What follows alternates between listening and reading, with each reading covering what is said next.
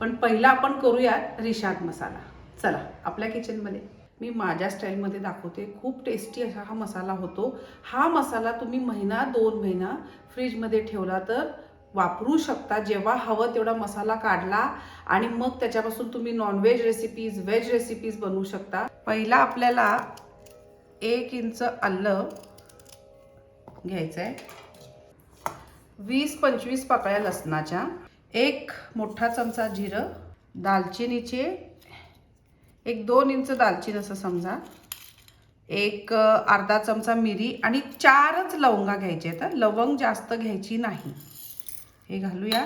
2 medium size कांदे घालून पहिला हे छान बारीक वाटून आणूया. आता इथं हा गंध वाटलेला आहे. आता ह्याच्यामध्ये जवळपास 1 वाटी आपल्याला तिखट साधं मिरची पावडर घालायची आहे, 1 मोठा चमचा हळद, चवीपुरता मीठ, हे विनेगर घालायचं. पाणी अजिबात घालायचं नाही आणि हे गंध आपण वाटून आणायचं.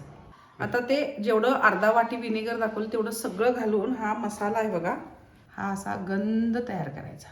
मी 1 कढई घेतलेली आहे आणि ह्या कढईमध्ये आपण पहिला तेल घालूया. तेल थोडं चढतं घालायचं कारण हा मसाला आपल्याला टिकवायचा आहे म्हणून. तेल गरम होऊ दे. इतका छान सुगंध येतो ना या मसाल्याला. तेल गरम झालंय, यात आपण ही पेस्ट घालूया. गॅस बारीक करा.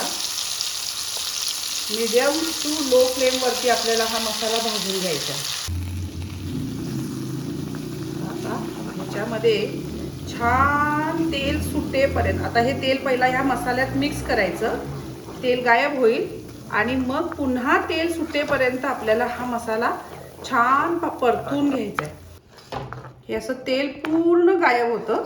आता पुन्हा तेल सुटेपर्यंत आपल्याला हा मसाला छान परतून घ्यायचा आहे.